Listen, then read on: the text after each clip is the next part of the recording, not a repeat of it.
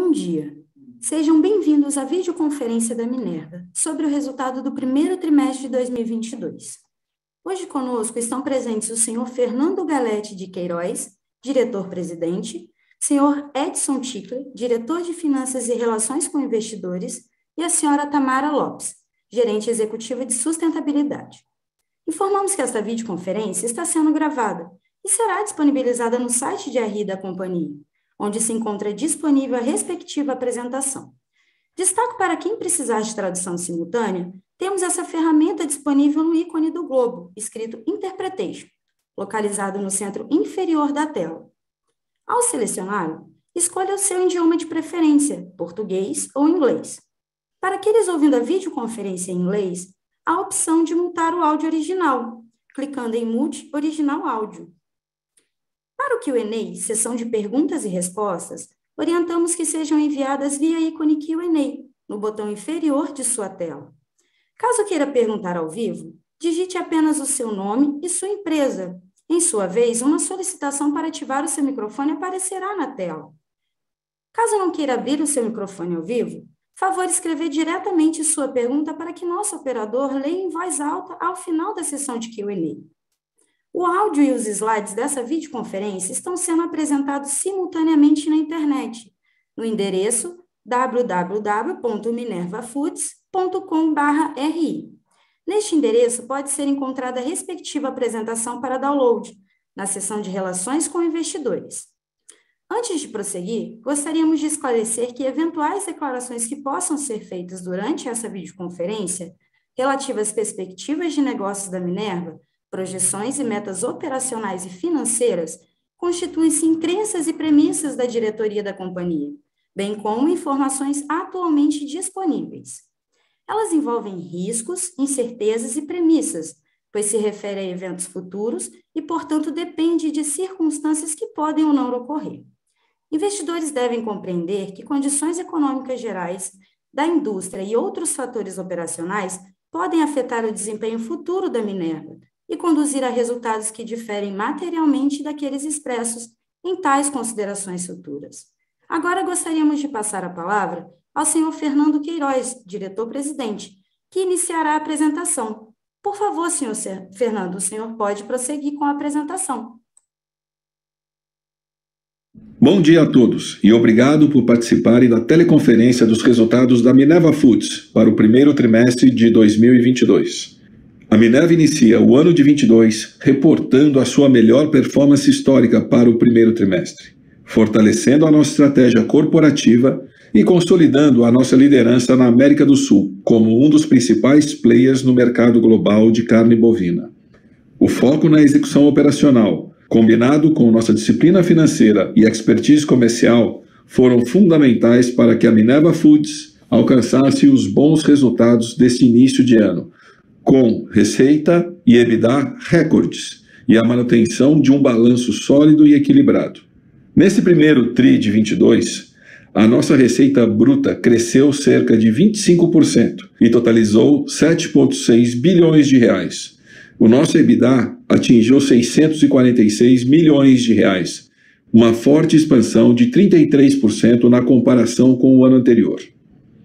Outro destaque do trimestre foi o nosso balanço, que permanece sólido com a manutenção de uma estrutura de capital saudável, encerrando o trimestre com uma alavancagem líquida estável em 2,5 vezes dívida líquida sobre EBITDA, e que ratifica o nosso compromisso com a disciplina financeira.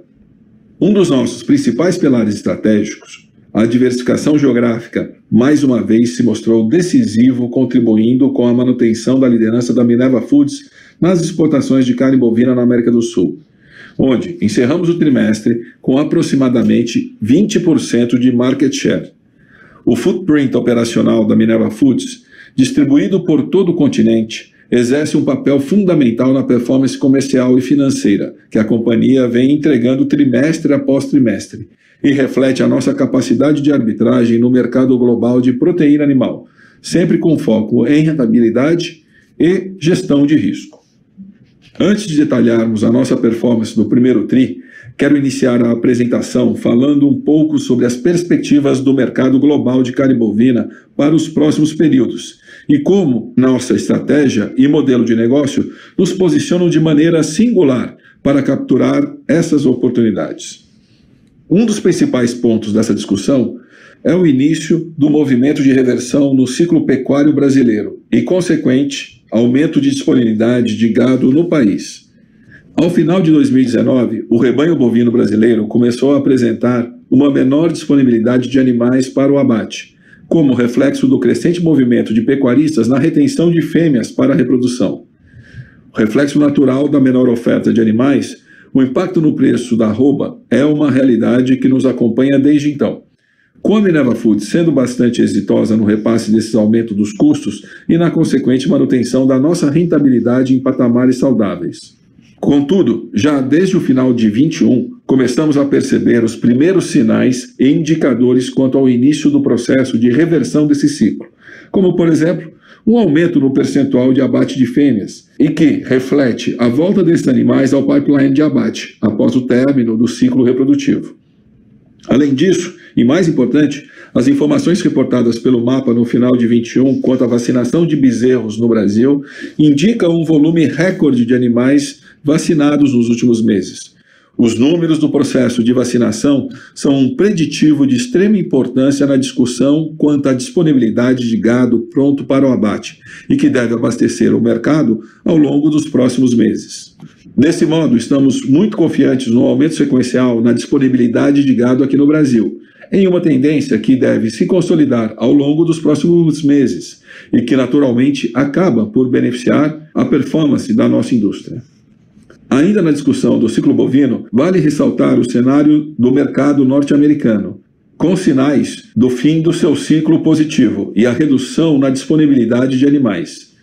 Estimativas atualizadas do USDA indicam uma redução de quase 5% na produção de carne bovina nos Estados Unidos em 2022, um contexto muito parecido com a Europa, que também deve apresentar uma queda anual em sua produção de proteína bovina. No caso do Brasil, as estimativas são muito mais otimistas, com uma expansão de cerca de 5% na produção anual, e que deve contribuir para que a América do Sul amplie ainda mais o seu share no mercado global de carne bovina. Quero destacar também as incertezas quanto à oferta mundial de grãos, inicialmente impactada pelo cenário climático adverso nas principais regiões produtoras. Porém, as dificuldades no mercado de grãos acabaram se acentuando ainda mais devido ao conflito no leste europeu. Em um cenário que deve refletir diretamente na estrutura de custos da cadeia global de proteína animal, em especial das carnes de porco e frango, mas também da carne bovina produzida por confinamento no hemisfério norte, e implicando assim em um aumento de custos e redução da competitividade dos produtores fora da América do Sul. Voltando ao desempenho do trimestre, quero destacar a nossa sólida performance na distribuição do mercado doméstico, onde progredimos em segmentos que permitem maior rentabilidade, como o food service, produtos premium e oportunidades de nicho. Além disso, seguimos ampliando a nossa exposição e o nosso leque de produtos comercializados junto a parceiros e plataformas de venda online, maximizando o nosso desempenho comercial na distribuição para os mercados internos. No campo de inovação, um dos pilares do nosso modelo de negócio, além do avanço em plataformas digitais que já representam cerca de 10% da nossa distribuição e contribuem com o aprimoramento da nossa inteligência de mercado e da nossa capilaridade comercial, seguimos também com os projetos de Advanced Analytics, dando especial atenção para as ferramentas de análise de dados e de inteligência artificial que permitem uma maior assertividade e velocidade na análise de cenários. Além disso, as oportunidades de arbitragem maximizam, assim, nossa eficiência de produção e também de comercialização da carne bovina. As iniciativas do Corporate Venture Capital, que tomaram forma ao longo dos últimos trimestres, estão ganhando cada vez mais maturidade operacional e com excelentes perspectivas para os próximos períodos. Seguiremos evoluindo cada vez mais no desenvolvimento desse ecossistema de inovação, buscando parcerias externas, como universidades, centros de pesquisa, destravando oportunidades e iniciativas que buscam posicionar a Minerva Foods na vanguarda e contribuem para ampliar as oportunidades de criação de valor do nosso negócio. Desse modo, a América do Sul, com sua matriz de produção de gado via pasto, maximiza ainda mais a nossa competitividade no mercado global de carne bovina, em especial considerando o atual ambiente de forte pressão inflacionária, e ratifica a excelência da nossa estratégia da diversificação geográfica. Vamos passar agora para o slide 2, onde eu vou falar um pouco sobre os principais destaques do período. Gostaria de começar pela receita bruta, que segue batendo recordes e alcançou 7,6 bilhões de reais no primeiro TRI de 21 e 30,1 bilhões de reais no acumulado dos últimos 12 meses, um forte crescimento de 35% na comparação anual. Nesse contexto, acho importante destacar a performance das nossas exportações, que aumentaram em quase 30% e representaram cerca de 70% da receita bruta do trimestre. O desempenho das exportações reflete a consistente demanda global por carne bovina e evidencia o expertise da Minerva Foods no atendimento ao mercado internacional. Falando agora sobre a rentabilidade operacional, o nosso EBITDA também foi recorde para um primeiro trimestre e alcançou 646 milhões de reais, um forte crescimento de 33% na comparação anual e com uma margem EBITDA de aproximadamente 9%. O nosso sólido desempenho nesse primeiro trimestre reflete a excelência operacional e comercial da Minerva Foods e, especialmente, os benefícios derivados da nossa diversificação geográfica, como, por exemplo, a nossa capacidade de arbitrar os mercados no atual cenário de volatilidade. Nos últimos 12 meses, o EBITDA acumulado da Minerva Foods totalizou 2,6 bilhões, o maior patamar já registrado pela companhia, e encerrou o período com uma margem EBITDA de 9,1%. Em linha com o nosso compromisso com a disciplina de capital, ao final do primeiro TRI de 22, a nossa alavancagem líquida permaneceu estável em 2,5 vezes dívida líquida sobre EBITDA. A nossa posição de liquidez também encerrou o trimestre em situação muito confortável, com 5,3 bilhões de reais em caixa, e que, combinada com o duration de 5,4 anos da dívida, nos confere tranquilidade e flexibilidade frente às oportunidades e desafios dos próximos períodos. Ainda falando sobre o nosso balanço, seguimos atuantes no aprimoramento da nossa estrutura de capital, e nesse contexto, recompramos e cancelamos cerca de 89 milhões de dólares em títulos da dívida relativo aos bondes de 28 e outros 42 milhões de dólares relativo aos bondes de 31, totalizando cerca de 624 milhões em recompras e cancelamentos apenas nesse primeiro trimestre de 22. Essas iniciativas ilustram a nossa incessante busca por uma estrutura de capital sólida, menos onerosa e com melhor perfil de risco. Ao longo da nossa apresentação de resultados, o Edson vai trazer um pouco mais de destaque quanto a esses movimentos. Como resultado de um balanço saudável e da nossa disciplina financeira, a geração de valor para o acionista segue como uma das principais diretrizes dessa administração. Agora, em abril, aprovamos junto à Assembleia de Acionistas a distribuição de 200 milhões de reais na forma de dividendos complementares e que foram efetivamente pagos no último dia 9 de maio, totalizando assim 400 milhões em proventos distribuídos, um payout de quase 70% do resultado do ano anterior. Ao longo dos últimos anos, a companhia tem sido muito consistente em sua política de alocação de capital, sempre com muita disciplina e foco na incessante busca por uma estrutura de capital cada vez mais saudável e com um melhor perfil de risco. E, alinhada com as oportunidades de geração de valor para o acionista, essa é uma estratégia da qual não abrimos mão para os próximos períodos. Passamos agora pelos outros destaques. Continuamos evoluindo na pauta de sustentabilidade e nesse primeiro TRI de 22, mais uma vez protagonizamos iniciativas que nos posicionam como uma referência no setor de proteína animal. No pilar ambiental, quero destacar as nossas iniciativas no mercado de carbono, com o desenvolvimento de ações estratégicas com ênfase na eficiência ambiental das nossas operações e na busca por uma cadeia produtiva que alia alta produtividade, rentabilidade e baixa emissão de carbono. Nós aqui, na Minerva Foods, confiamos cada vez mais nas oportunidades de geração de valor dentro do mercado de carbono, tal como o desenvolvimento de produtos segmentados e que permitem acesso a mercados mais restritos e rentáveis, como, por exemplo, a nossa recente iniciativa no Uruguai com a primeira exportação de um produto certificado carbono neutro, que teve suas emissões mensuradas em todas as etapas da cadeia produtiva, com a pegada de carbono sendo auditada e certificada por uma organização internacional e sendo compensada a partir da utilização de créditos de carbono. Não posso deixar de citar também a estruturação da MyCarbon, nosso negócio dedicado à comercialização de créditos de carbono, e, por fim, a nossa atuação em projetos com foco em iniciativas de descarbonização da cadeia agrícola, tal como a recente parceria junto ao BNDES e no apoio ao programa Floresta Viva. Ainda na pauta de sustentabilidade, em março, publicamos o nosso 11º relatório de sustentabilidade e somos a primeira empresa do setor a divulgar os resultados e avanços ESG conquistados ao longo de 2021, ratificando o nosso compromisso com a sustentabilidade e com a transparência das nossas iniciativas. O relatório completo desse ano e dos anos anteriores estão disponíveis tanto no site de sustentabilidade como no nosso site de RI. Todas essas iniciativas reforçam o compromisso da Minerva Foods com a sustentabilidade, um dos pilares do nosso modelo de negócio e alinhado com a nossa busca por uma cadeia pecuária mais produtiva e eficiente, mais sustentável e de baixa emissão de carbono.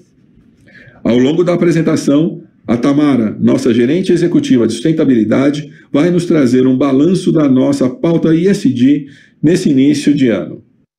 Vamos passar agora para o slide 3 e falar um pouco sobre o desempenho operacional e financeiro da Minerva no primeiro TRI de 22, iniciando pelas exportações. A performance da companhia nesse primeiro TRI de 22 consolida ainda mais uma das principais vantagens competitivas do nosso modelo de negócio, a estratégia de diversificação geográfica da Minerva Foods, que amplia a nossa capacidade de arbitrar as distorções de mercado e nos proporciona soluções comerciais cada vez mais eficientes e que maximizam a nossa competitividade no mercado global. No canto inferior direito do slide, temos um maior detalhamento quanto à performance das nossas exportações consolidadas. No primeiro TRI de 22, a Ásia segue como grande destaque, alcançando 46% da receita de exportações, com a China representando cerca de 40% do total. Logo em seguida, temos as regiões das Américas, com um share de 16%. Em um terceiro lugar, empatados estão o Oriente Médio e o NAFTA, com 9% cada um. Quero destacar aqui a nossa crescente exposição para o mercado norte-americano, um movimento iniciado no começo de 2020 e que consolidou-se ao longo dos últimos trimestres. Atualmente, contamos com 10 plantas que são habilitadas a exportar carne bovina para os Estados Unidos, resultado da aquecida e crescente demanda daquele mercado, mas também da competitividade do nosso produto e da capacidade comercial e logística da Minerva Foods em aproveitar essa oportunidade. Ainda nesse slide, no canto superior direito, temos uma informação nova quanto ao breakdown da receita no primeiro TRI de 22. Vocês podem notar que a China permanece como o principal vetor na formação da receita da companhia, representando 34% do total. Contudo, essa liderança é seguida de perto por diversos outros mercados, como o Brasil, o Chile, os Estados Unidos, o Oriente Médio e a Europa Ocidental, que juntos alcançam quase 50% da nossa receita bruta. Quero ressaltar que esse cenário reflete de maneira bastante precisa a ampla diversificação geográfica da Minerva Foods, com acesso a virtualmente 100% da demanda global por carne bovina, e que permite à companhia atuar de maneira bastante rápida e assertiva na arbitragem entre os mercados, buscando acessar as melhores e mais eficientes oportunidades comerciais, sempre com foco em maximizar a rentabilidade da operação. Antes de finalizar e passar a palavra para a Tamara, volto a destacar o nosso otimismo com o mercado global de carne bovina, em especial para os produtores da América do Sul. As perspectivas para os próximos períodos seguem bastante positivas. E o forte desequilíbrio entre oferta e demanda continuam propiciando oportunidades relevantes, como, por exemplo, em mercados de escala e rápido crescimento de renda, tal qual os países asiáticos. Também em mercados premium, como os Estados Unidos e a Europa Ocidental, que juntos já representam aproximadamente 15% da nossa receita bruta. E temos ainda boas oportunidades nos países da América Latina, Oriente Médio, Leste Europeu e África, regiões que tradicionalmente apresentam maior volatilidade e, portanto, ótimas oportunidades de arbitragem e maximização de valor. Somamos a isso os primeiros sinais quanto ao aumento da disponibilidade de gado no Brasil, em uma tendência que deve ser cada vez mais favorável nos próximos períodos e que contrasta com um cenário diferente em outros importantes produtores mundiais, com menor disponibilidade de animais e pressão nos custos de produção de carne bovina. Diante desse horizonte promissor, a estratégia da Minerva Foods é a de seguir com foco na produção de proteína bovina, maximizando as nossas vantagens competitivas, investindo em inovação, em oportunidades de nicho, em gestão de risco, em inteligência de mercado, para alcançarmos soluções comerciais e logísticas cada vez mais eficientes e rentáveis, sempre confiando em nossa cultura corporativa, no trabalho da nossa equipe e respeitando o nosso compromisso com a ética e com a sustentabilidade. Agora, passo a palavra para a Tamara, que falará um pouco mais sobre a agenda de sustentabilidade da Minerva Foods. Bom dia a todos e obrigada, Fernando. O reconhecimento de que a sustentabilidade de nossos negócios depende da manutenção dos ecossistemas que sustentam a produção agropecuária está no centro do compromisso com a sustentabilidade da Minerva Foods, pautado na contribuição para um planeta saudável e comunidades prósperas, apoiando os produtores sul-americanos na implementação de práticas que sequestram e estocam carbono, protegem a biodiversidade e aumentam a resiliência de seus negócios. A companhia completou um ano desde o lançamento de suas metas focadas no pilar Dedicação ao Planeta, datada em abril do ano passado, com todas as metas previstas para 2021 atingidas. A Minerva Foods continua concentrando esforços em 3 grandes eixos: eficiência ambiental das operações, o combate ao desmatamento ilegal por meio do monitoramento geoespacial da cadeia de fornecimento e, por fim, no nosso programa de baixa emissão de carbono na cadeia produtiva para alcançar a meta de emissões líquidas zero até 2035 nos escopos 1, 2 e 3. O primeiro trimestre de 2022 trouxe importantes avanços com relação ao Renove, programa de pecuária de baixa emissão de carbono da Minerva Foods, e a MyCarbon, empresa voltada para o desenvolvimento e comercialização de créditos de carbono através do lançamento do nosso primeiro produto certificado carbono neutro no Uruguai. As emissões foram compensadas com créditos de carbono gerados em projeto de integração pecuária-floresta no Uruguai e vendidos pela MyCarbon. Destacamos também que na MyCarbon iniciamos a nossa interação com a Exchange CBL Chicago e compramos créditos de mais 2 projetos do iMansures Marketplace para compor nosso portfólio. Além disso, iniciamos o contato com prestadores de serviço de tokenização dos créditos e avançamos na aproximação com atores do mercado de carbono nos outros países, os quais a companhia atua. No slide 6, apresentamos nossos avanços no monitoramento de nossas fazendas fornecedoras diretas nos demais países da América do Sul.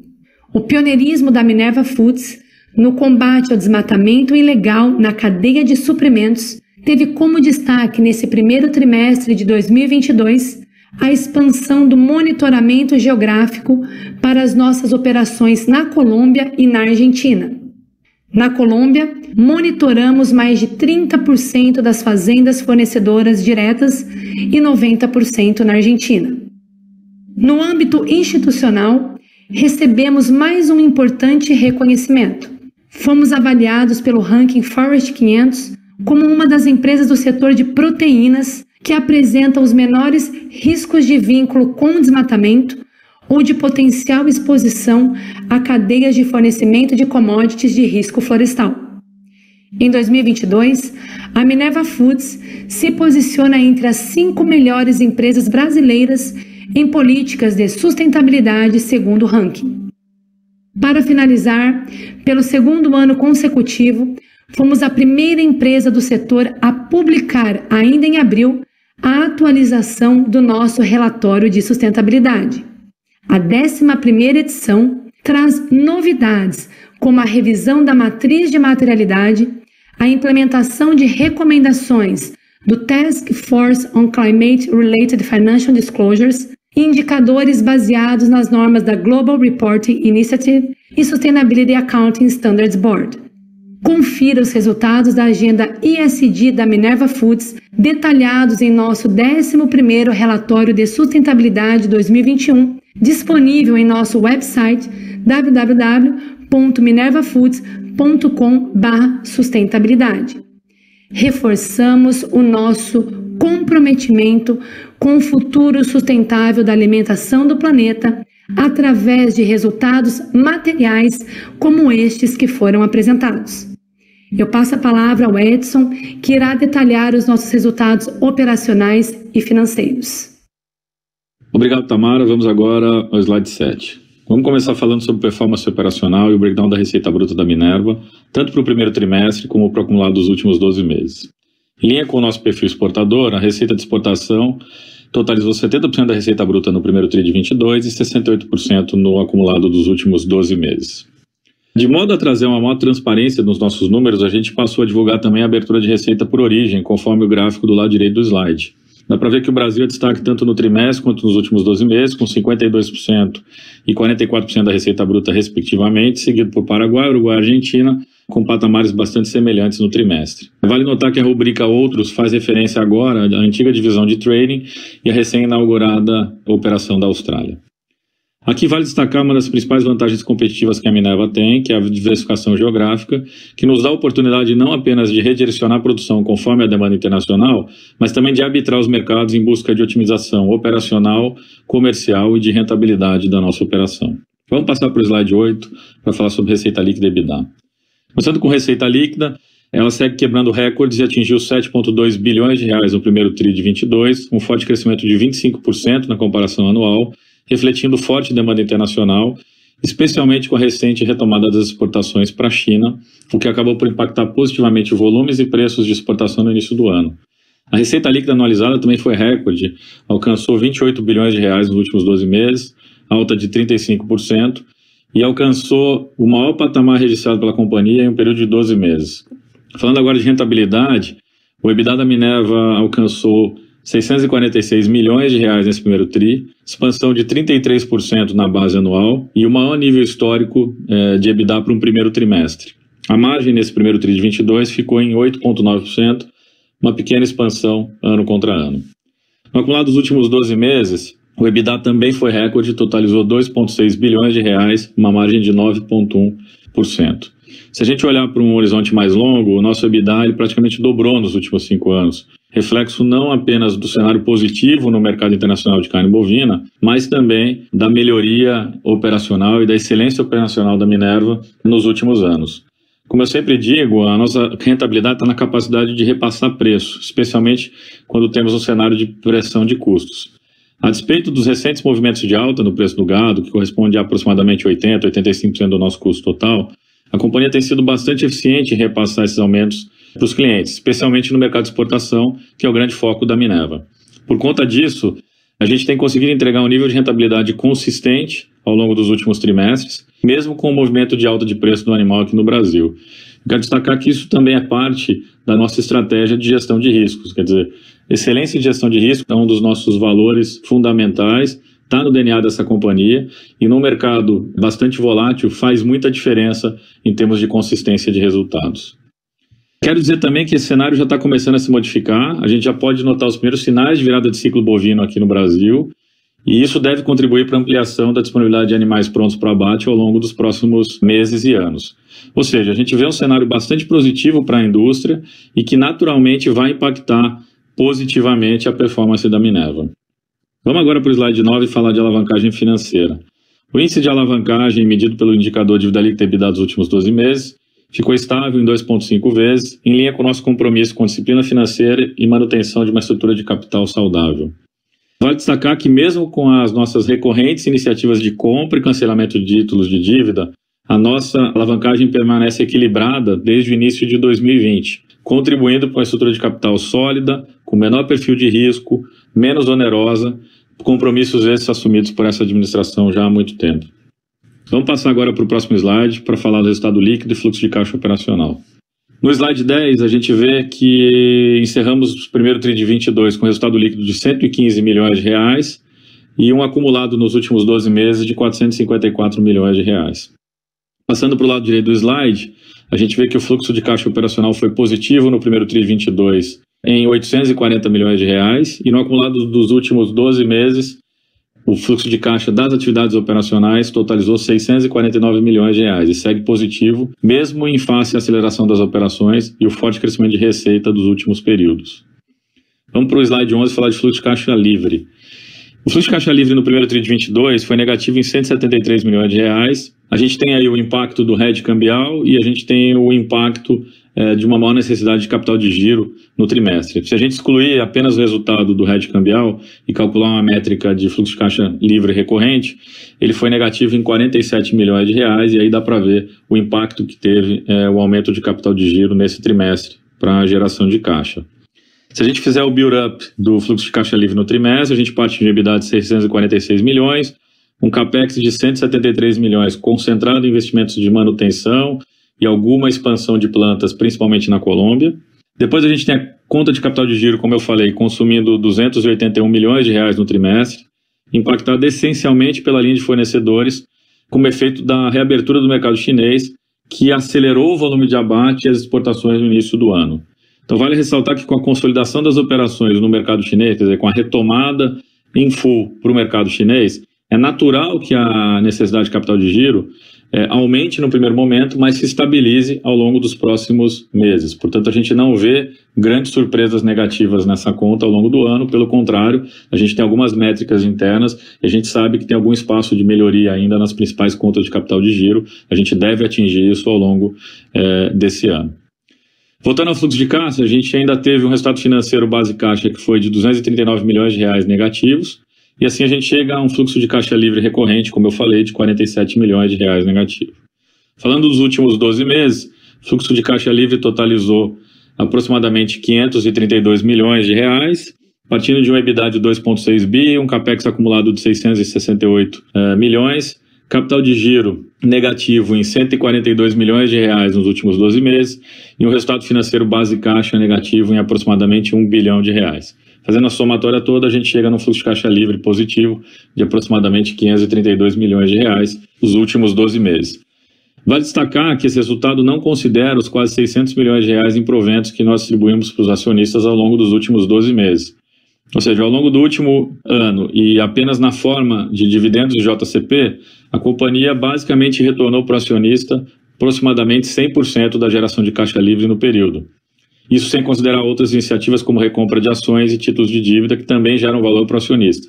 Então a gente conseguiu gerar caixa livre, distribuir praticamente 100% para o acionista e manter a estrutura de capital da companhia ainda bastante saudável. Vamos passar agora para o slide 12 para entender o bridge da dívida líquida nesse trimestre. Ao final do trimestre anterior, a dívida líquida totalizava 6,1 bilhões de reais. Nesse trimestre, a gente teve um fluxo de caixa livre negativo em 173 milhões, já contemplando o resultado caixa do hedge cambial. Além disso, temos como um reflexo na dívida o impacto não caixa de 547 milhões do hedge cambial e que acaba adicionando ao nosso endividamento. Por fim, tem o efeito positivo devido à apreciação do real de aproximadamente 325 milhões relacionados à variação cambial da parcela da dívida que está atrelada à moeda estrangeira. Somando todas essas contas e montando o bridge, a Minerva encerrou o trimestre com uma dívida líquida de aproximadamente 6,5 bilhões de reais e uma alavancagem líquida de 2,5 vezes. Eu gostaria de mencionar que a política de hedge segue protegendo nosso balanço. Atualmente, a nossa política implica que nós devemos ter no mínimo 40% de proteção para a exposição cambial passiva de longo prazo. Isso tudo está aberto e descrito nas nossas notas explicativas que acompanham as demonstrações financeiras. Desse modo, eu julgo que o nosso balanço segue bastante protegido, nos deixando ainda mais confortáveis para continuar focando na execução operacional e financeira e buscando geração de valor para o acionista. No próximo slide, vou comentar sobre estrutura de capital e as recentes iniciativas de liability management na companhia. Então, no slide 13, podemos observar que o índice de alavancagem medido pela relação dívida líquida EBITDA dos últimos 12 meses encerrou o trimestre estável em 2,5 vezes. Seguindo a política de caixa, a nossa posição ao final do primeiro TRI continua em patamar bastante confortável, totalizando 5,3 bilhões.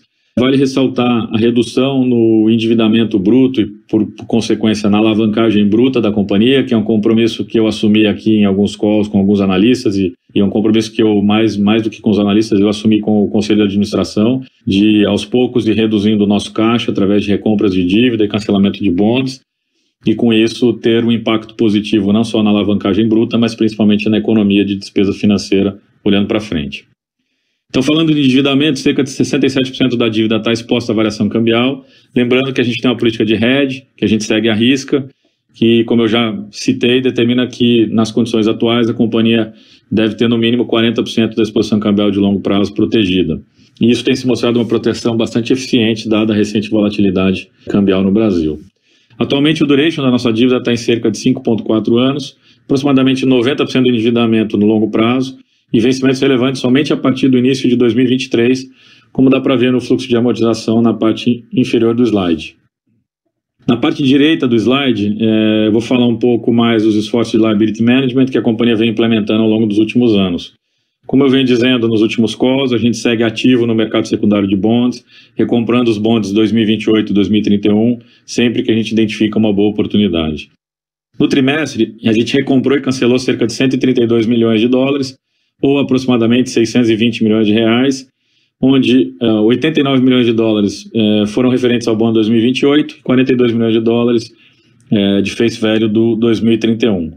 Se a gente olhar na retrospectiva dos últimos 2 anos, a gente chegou a uma marca expressiva de mais de 420 milhões de dólares em bonds recomprados, ou aproximadamente 2,2 bilhões de reais desembolsados com recompra e posterior cancelamento de títulos de dívida.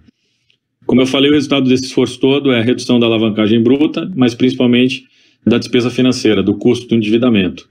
Ele reflete também no alongamento do nosso perfil de dívida, onde os vencimentos mais relevantes continuam se concentrando apenas em 2028 e 2031.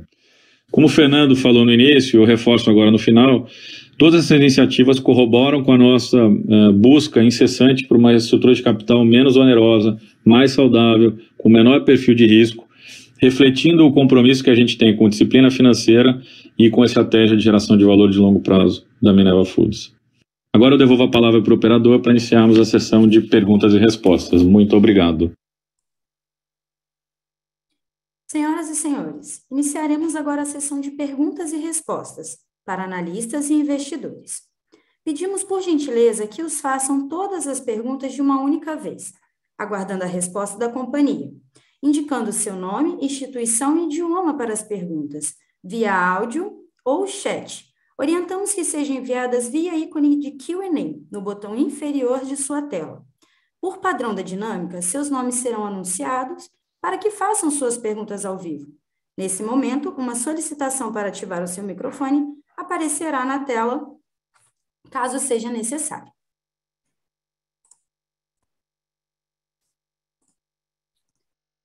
Vamos à nossa primeira pergunta. É do senhor Vitor Tanaka. Senhor Vitor, iremos iniciar a abertura do seu áudio para que você possa prosseguir.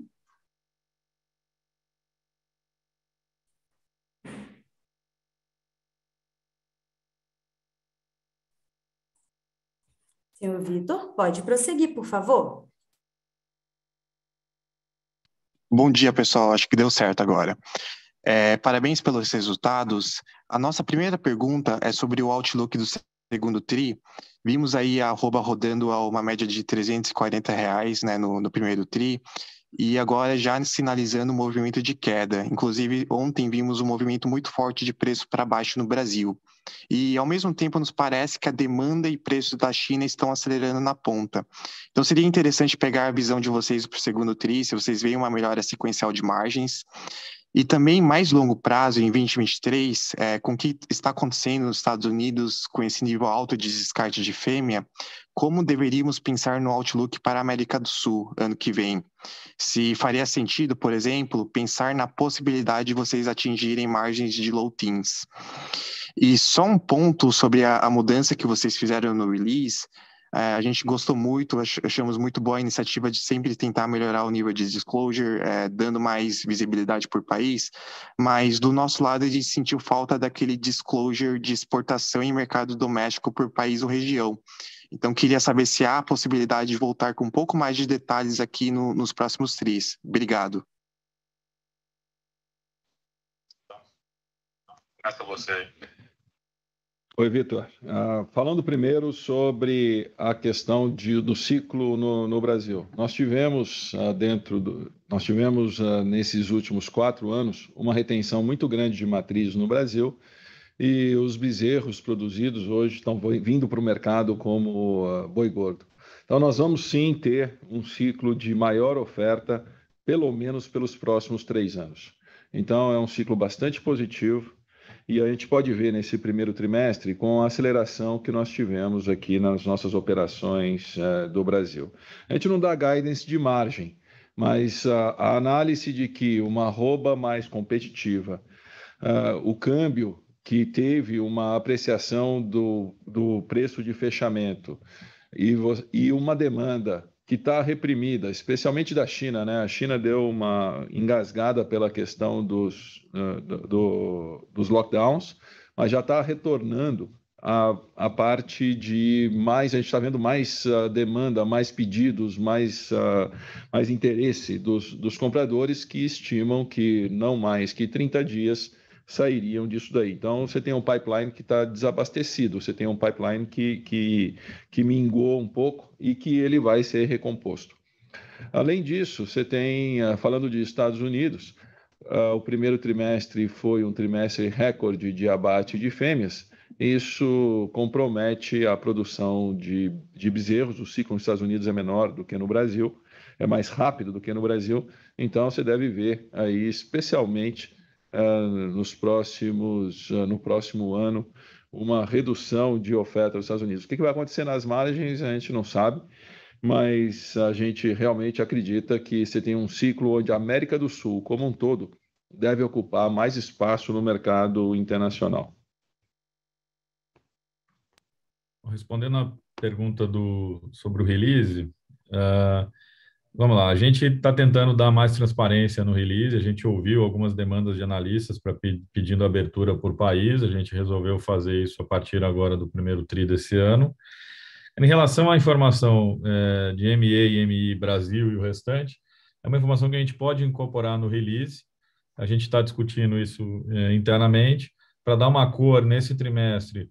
O Brasil foi aproximadamente 65% exportação, e aí dá para fazer a conta que você tem a proporção do Brasil nas vendas, você consegue fazer a conta para saber quanto foi os outros países combinados, vai dar alguma coisa perto de 75% na média. Essa informação é uma informação que a gente pode vir a colocar no release, sim, nos próximos trimestres. A gente agradece o feedback e a gente está tentando sempre melhorar o disclosure de informações aqui. Bacana essa demanda, Vitor, aí. Agora, falando o seguinte, nós temos cada vez mais, os mercados são destinos independentes da origem da produção. O que eu quero dizer com isso? O Paraguai exporta bastante para o Brasil. No final, a gente vende no Brasil. O Uruguai é a mesma coisa. Então, cada vez mais, essas conexões, as arbitragens que a gente faz, elas mostram qual que é o mercado destino que mais interessa. E o mercado de produção de origem, como o Edson colocou, ele está no disclosure da apresentação. Super claro, pessoal. Obrigado.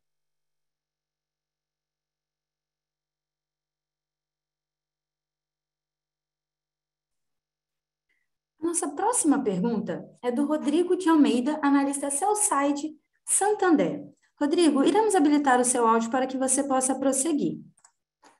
Rodrigo, pode prosseguir, por favor. Bom, bom dia, Fernando, Edson, time da Minerva. Tem alguns pontos aqui do nosso lado. Acho que, primeiro, eu queria tentar explorar um pouco, acho que a geração de caixa, acho que, na verdade, não olhando para trás, mas olhando para frente, né? A gente entende aqui os pontos de estabilização de capital de giro, mas eu queria entender um pouco de vocês os drivers dessa estabilização de capital de giro para frente. Entrar um pouco na perspectiva de CAPEX, né? A gente vem falando dessas expansões na Colômbia, né? Um aumento de CAPEX, mas queria entender qual o nível de CAPEX que a gente está olhando aqui para o restante do ano, principalmente quando a gente se trata de expansão, né? À medida que esses projetos sejam concluídos. E aqui ainda nesse tópico de geração de caixa olhando para frente, quando que a gente pode ver um efeito mais significativo do trabalho de liability management se refletindo aqui na geração de caixa nos próximos trimestres, né? E se a gente tiver alguma ideia de magnitude desse impacto. E aí, só por último aqui, voltando nesse ponto da mudança do reporting, só para deixar claro aqui do nosso lado, porque a gente sempre tenta olhar a Minerva, né, como uma plataforma mais integrada, né, dada a arbitragem que vocês conseguem fazer de origem e destino, que vocês comentaram agora. Mas só queria ter certeza aqui que não existe nenhuma mudança na forma de gerir o negócio, né, ou seja, o negócio sempre foi gerido de uma forma integrada e é isso mesmo, né, essa mensagem, só para ter esse ponto bem clarificado aqui do nosso lado. Mas é isso aqui. Obrigado, pessoal. Rodrigo, vou responder as perguntas. Primeiro, a mensagem é exatamente essa, é reforçar a mensagem de que a gestão é toda integrada e isso nos possibilita extrair ainda mais valor da plataforma pela capacidade de arbitragem dada pela nossa diversificação geográfica. Então, a mensagem é exatamente essa. Sobre os seus pontos sobre geração de caixa, vamos lá. Capital de giro. A gente explicou no release que o fato da China ter reacelerado no primeiro TRI, fez com que a gente tivesse um dispêndio maior de capital de giro. Pelas métricas internas de orçamento que a gente tem, a gente vê espaço de melhoria nas 3 principais contas, em estoque, em recebíveis e em fornecedores. Qual pode ser a magnitude dessa melhora? A gente acha que no ano fechado, o capital de giro não vai requerer um investimento superior a 100 milhões de reais, portanto, teria aí alguma coisa como 200 milhões de reais na geração de caixa ao longo dos próximos trimestres para retornar para a operação.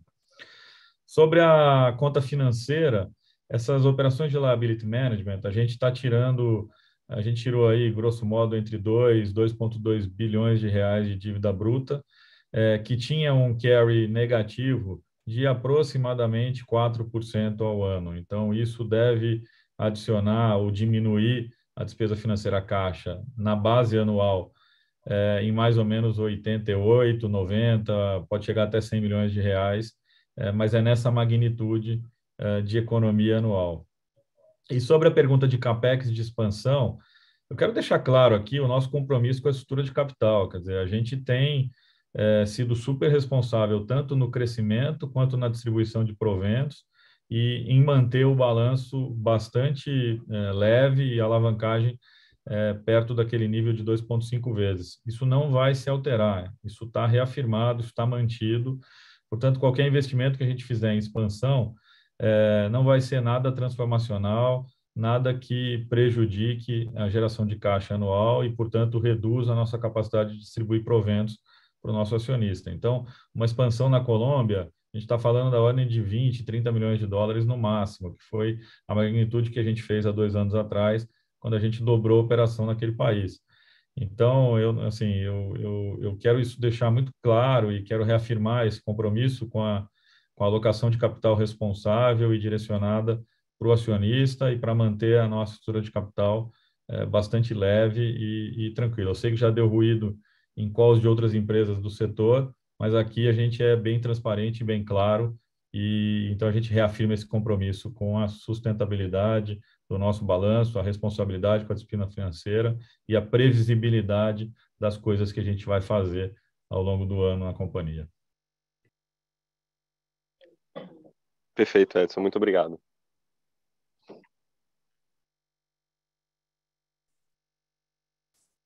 A nossa próxima pergunta vem do Tiago Duarte, analista sell-side, BTG Pactual. Tiago, iremos habilitar o seu áudio para que você possa prosseguir. Tiago, pode prosseguir, por favor. Obrigado. Bom dia, Fernando. Bom dia, Edson. Eu queria tocar, acho que em 2 pontos principais. Primeiro, né, acho que a discussão, né, da importância do mercado chinês eu acho que ela é inegável e vocês têm feito essa aposta há bastante tempo. Minha dúvida, né, acho que uma discussão que eu gostaria de ouvi-los, né, é que conforme, né, a China recompôs, né, o seu rebanho de suíno, e a gente viu a carne bovina, ela foi uma grande vencedora, né, durante o surto lá de febre suína africana.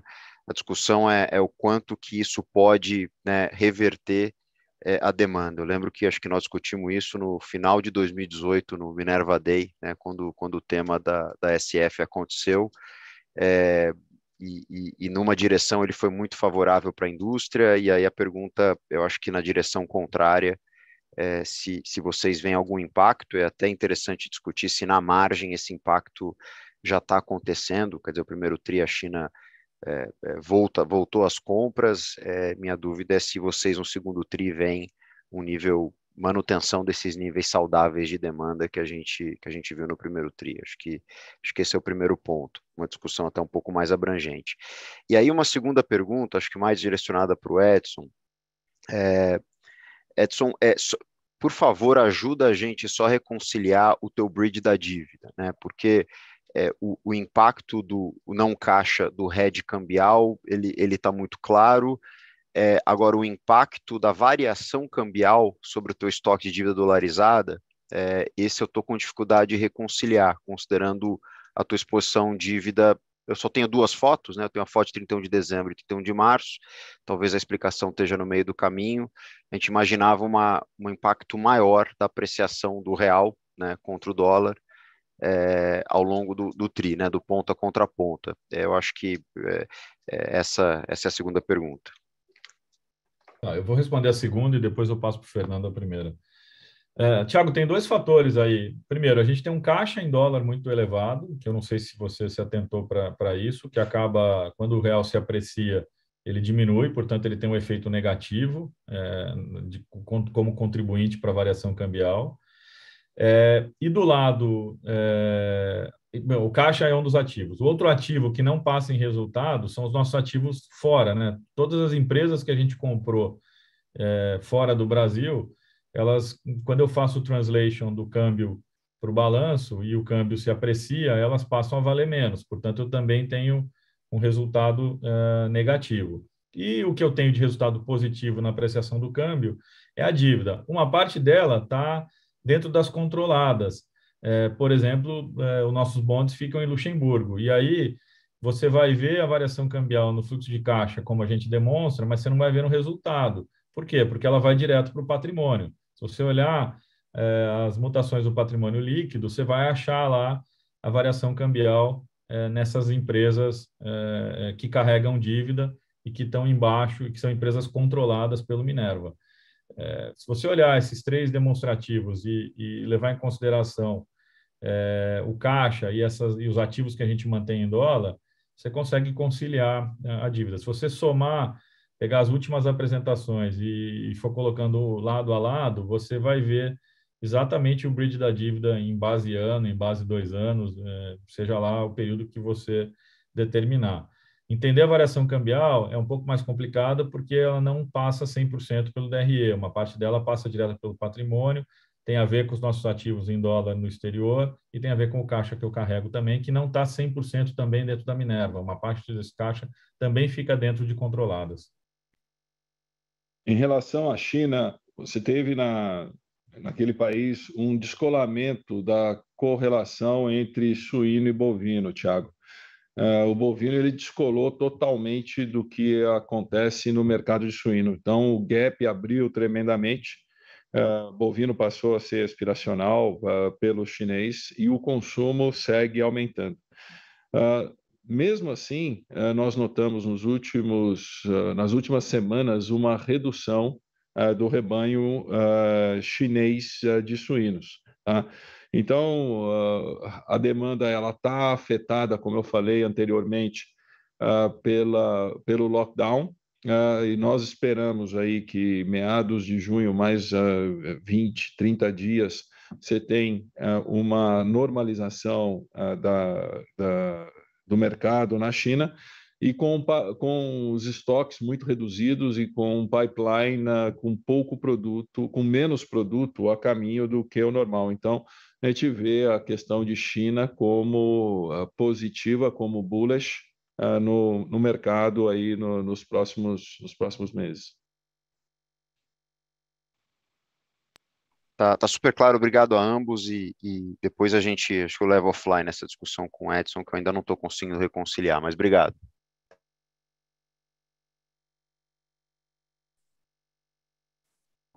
Lembramos que para fazer perguntas, indique o seu nome, instituição e idioma para via áudio ou chat. Orientamos que sejam enviadas via ícone de Q&A, no botão inferior de sua tela. Por padrão da dinâmica, seus nomes serão anunciados para que façam sua pergunta ao vivo. Nesse momento, uma solicitação para ativar o seu microfone aparecerá na tela.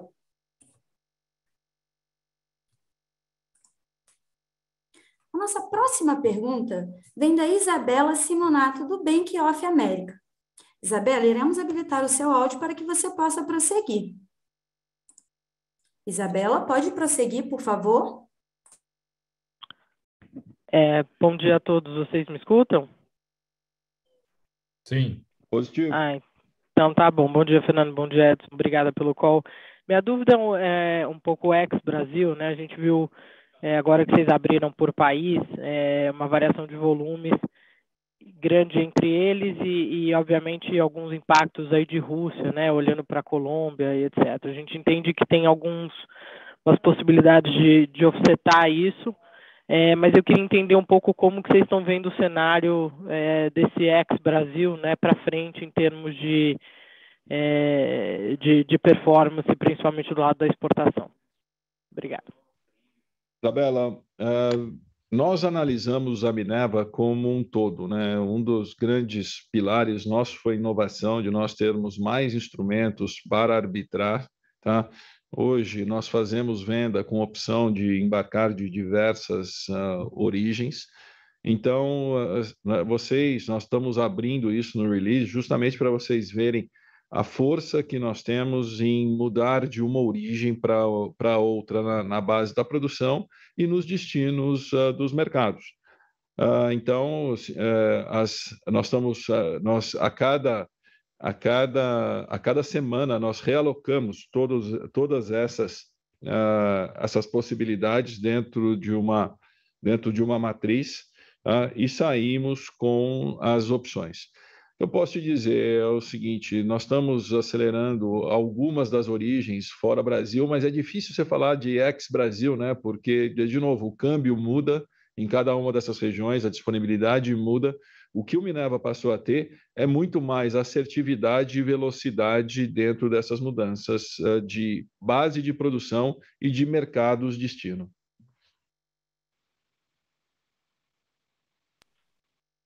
Entendi, obrigada.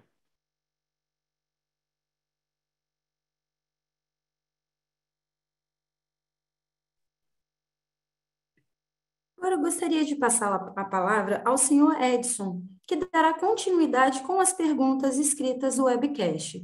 Senhor Edson, pode prosseguir, por gentileza. A gente tem algumas perguntas aqui no webcast que eu vou selecionar para a gente responder. Primeiro do Lucas, Lucas da Macro Capital, como estão os seus custos e o quão pressionando estão? Cara, a gente está vivendo num ambiente de inflação de custos, a gente tem algumas pressões importantes, eu vou destacar frete, mas a gente acha que a pior parte dessa pressão já passou nos nossos custos.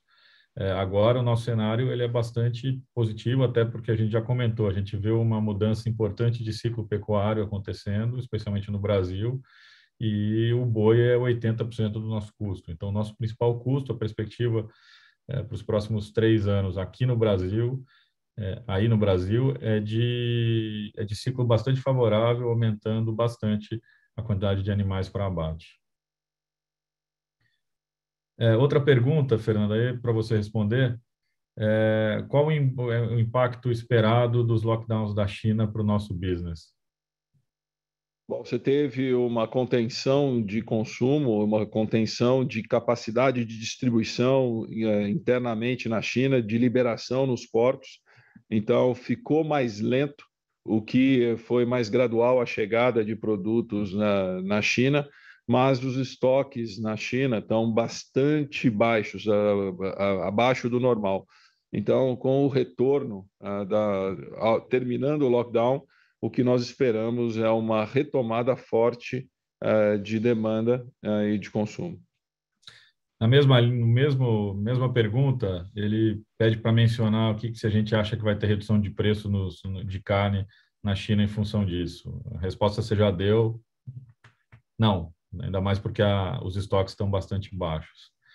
Outra pergunta, se existe alguma chance do governo aqui no Brasil forçar as empresas a colocar um cap nos preços de bife e também em outros mercados. A nossa visão é que não, isso não é um risco que a gente vê importante e que deveria ser considerado, até porque no caso do Brasil a exportação ela é entre 25% e 30% do total produzido, portanto não é relevante na formação dos preços internos.